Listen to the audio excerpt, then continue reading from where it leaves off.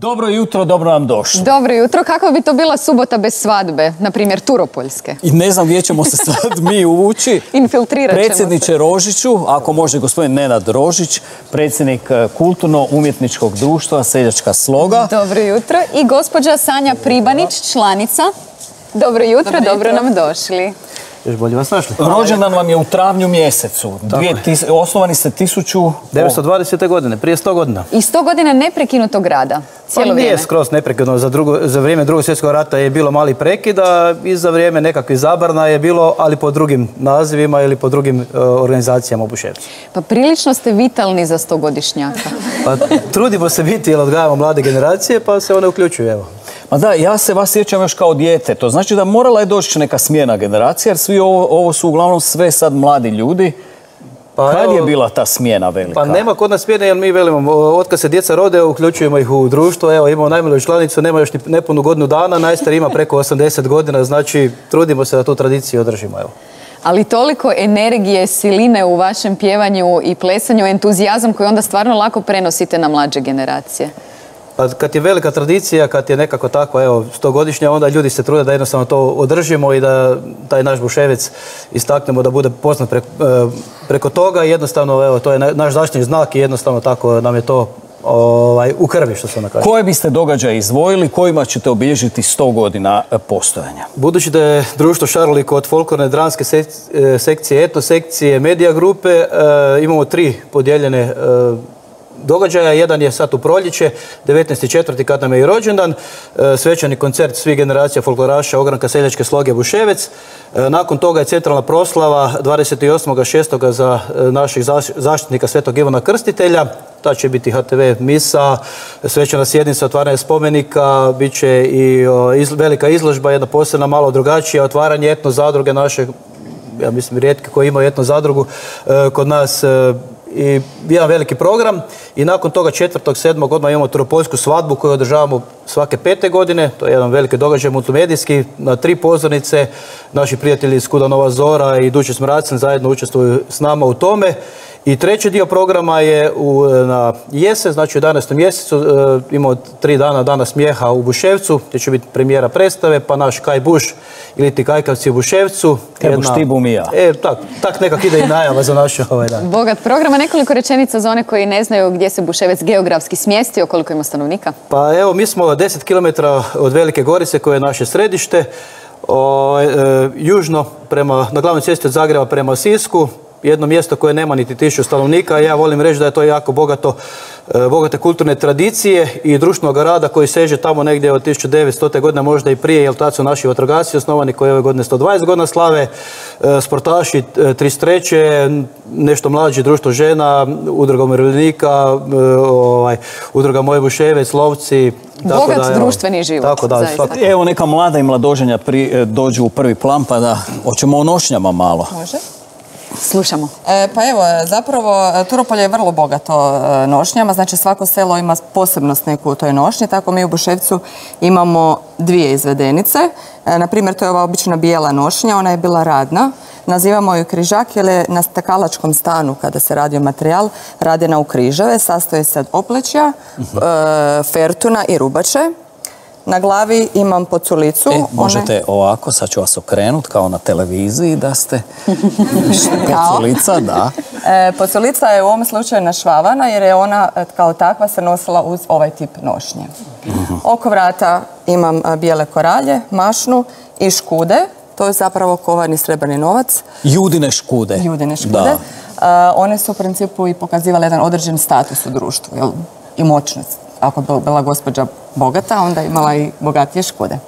A ova svadbena verzija? Ova svadbena verzija, ona nosi šlarinu, ispod ima podsuknje, naravno da to bude sve ukupno. Da bude sve zaštićeno. Tako je. Mora sve biti dobro skriveno i zaštićeno. Jer su mladenke nekad bile mlade i tanke, pa su ih vjerojatno sa podsuknjama malo... Morali si podfutrati. Tako je. Gore ima sileni kaputić, ukrašen jednim prekrasnim starinskim lančićem, koji ima uvijek ili križić ili recimo Majku Božju, ona konkretno ima na sebi. Na nogama ima cipele, visoke. Kožne, skupe. Kožne, skupe, ručni rad. Njezin svileni kaputić, ili mi ju zovemo halica u Buševcu, je ukrašen s ovim evo lijepim mašnicama, dakle se ona isticala već tada da je ona mlada. I na glavi ima krunu. mladoženja, možemo, markantan. daj izvadi sablju, molim te. Samo vi nastavite svoje. Davore, oprezno s tim. Nije baš oštra. A nije. Odlično. Bolje da nije. Mladoženja je obučen u naš menten. Znači, to je u principu vojna odora koja se koristila u svečane svrhe kao što je jedno vjenčanje. On na sebi ima plave menten hlače, neke su čak izvezane modrim pismom, ima bijelu običnu rubaču, kaputić koji je sadržavao zlatne gumbe. Moja baka, kad sam je baš pitala o tome, rekla je da je u principu bilo 13 zlatnih gumbića, jer je Sveta Lucija zaštitnica našeg Turopolja i zato su ste stavljali na te kaputiće baš 13 zlatnih gumbića. A dobro, zašto su dečki ovako malo husarski i sa tim sabljama? Što je bilo opasno vrijeme? Kao svaki vojnik je mora imati neko oružje, a to je bila u tom slučaju sablja. A znači to su vojničke predlošci? Tako je. Ona se sad koristi u jednom scenskom prikazu za različite kombinacije na pozornicama i na nastupima, ali je nekad to bilo najsvečaniji dio koji je tada muškarac mogao imati. Na glavi ima kapu kunu, može se nazvati šubara, ukrašena je to cvjetićem da se zna mladoženja. Oko vrata je vrlo bitno da se kaže da ima podgutnicu. Nju je vezala svaka žena ili mlada djevojka prilikom odlaska u vojsku. To je bio jedan simbol ljubavi i doma, da ih podsjeća na dom. Gospodine Rožić, imate i amatersku, glumačku, dramsku sekciju. O tome ćemo malo kasnije porazgovarati. Što ćemo sada vidjeti u nastavku? Ako smo sa glumcima, znači vidjet ćemo Isičak iz predstave Svoga tela gospodar. Bogata je dramska grupa zato što radi od 1923. godine, preko 130 premijera, preko 1200 prikazivanja, svih predstava koje smo imali, da sve skupo ne nabrajamo, ali se volimo podičiti. Da, možemo pogledati najprije. Evo, Svoga tela gospodar.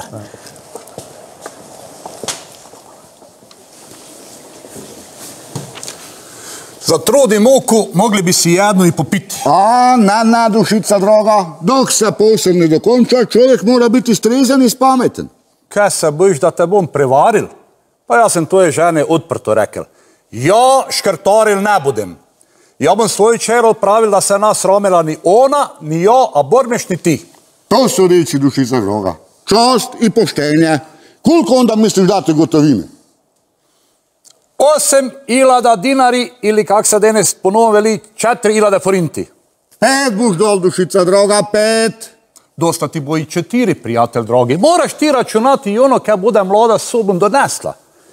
To ti je postela, ganz nova, ladica, ormar sa špiglinom, takovoga još će nijedna mladenka ne dopelala na pavunčec brdo. A tu je i mašina Singerica, tera to iža još će ima. A kaj se tiče robe i rubenine, to boš pital moju katu. Čast i poštenje, dušica droga. Kaj se toga tiče, ja tu nemam kaj prigovorati. Ali penezi su penezi. Jura, i sam si se falil ko strešil, da škrtaril ne budeš. I ne budem, nek te vrag nosi. Nek bu 5.000 forinti. Jel ti bu dosti? No, hvala dragomu Bogu, to je rešeno. Sad bi još samo jedna stvar ustala. A to je kravica. O kravice, dušica droga, još nije bilo niti riječi. A kaj se imamo spominati o kravice? Cura dobi kravu, to se razme.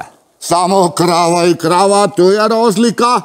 Nisi prsti na ruke, nisu jednoki. A teru kravu misliš dati?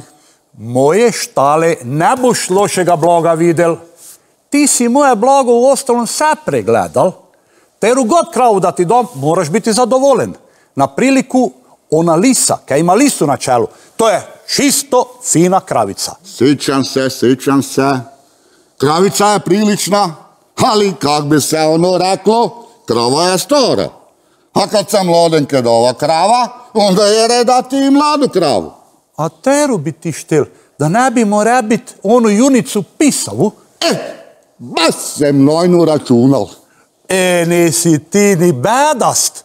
Vrag te stvorili dol. Ali nisem ni ja z ruške opal. Na pisavu noj ni misliti. Niti misliti. Noj se srditi niti jeziti, dušica droga, evo srditosti velike pameti nema. Ti ne dovaš kravu niti mene, niti memu sinu, budemo rekli mladencu. Nek svoje čere, svojemu detetu. Krava je nejna i nejna bo ostala. Takove stari zakoni i običaj terije i tebe dobro poznati. Dušica droga. Ne dam. Moraš ti mudrovati i fiškaliti koliko ti srce hoće, dušica droga. Ali ja ti pisave ne dam. Ja sam tu junicu još kak tele kupil od Driglevića u Turopolu.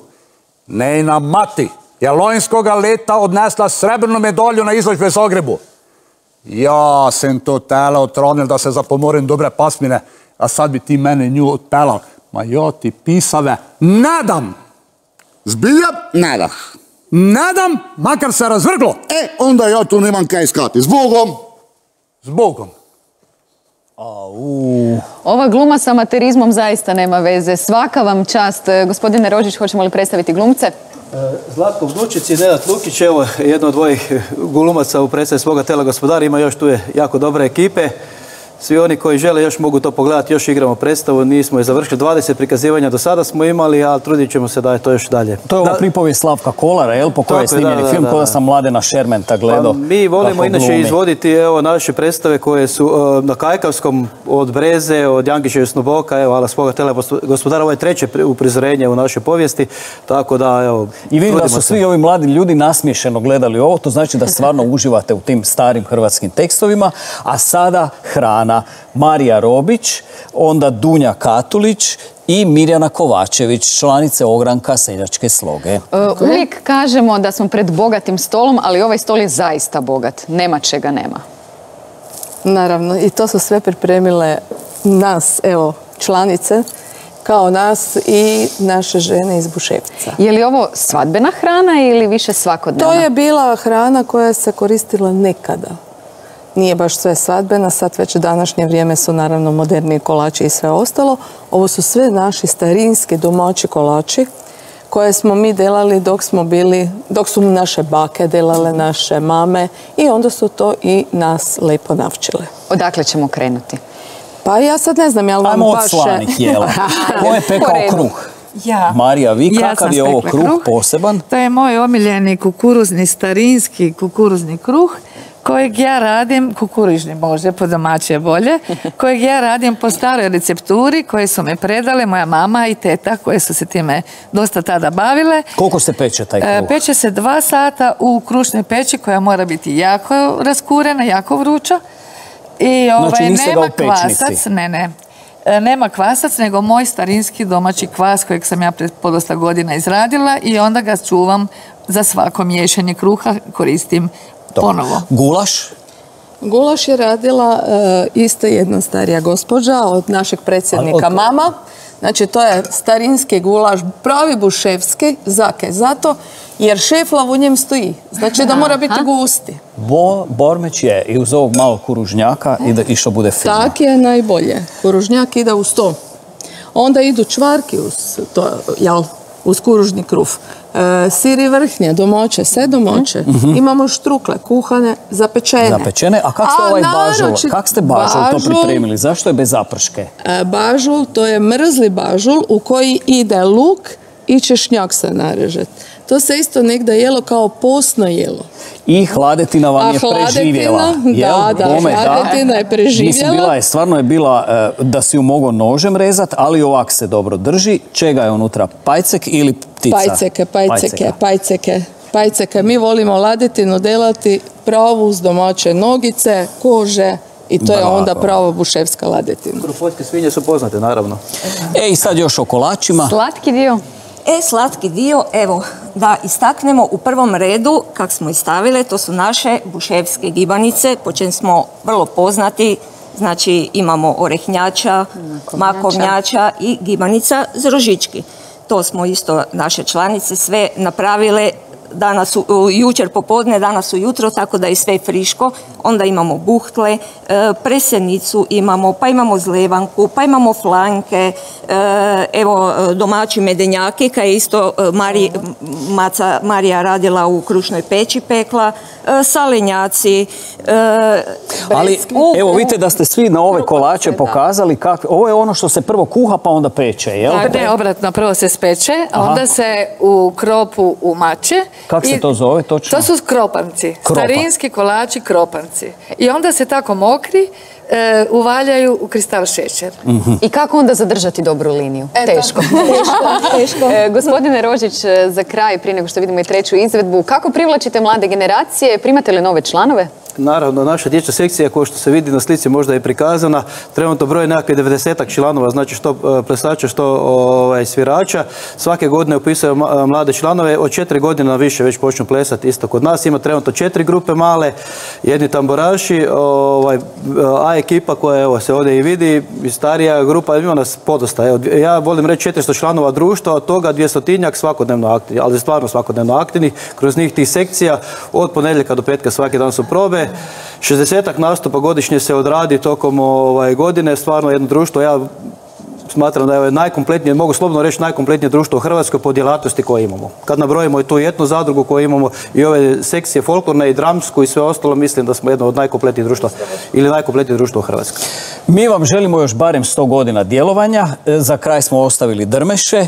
Ja ću samo pozvati naše gledatelje da svakako budu uz našu emisiju Dobro jutro Hrvatska u ponedjeljak i sjećate se kaj mi buve Regica rekla. Iz Gruntovčana dogovorili smo gostovanje gospođe Smiljke Bencet-Jagarić u najavi jedne kazališne predstave. Dosta sam uzbuđen zbog toga, pa kaj mi bu Regica rekla.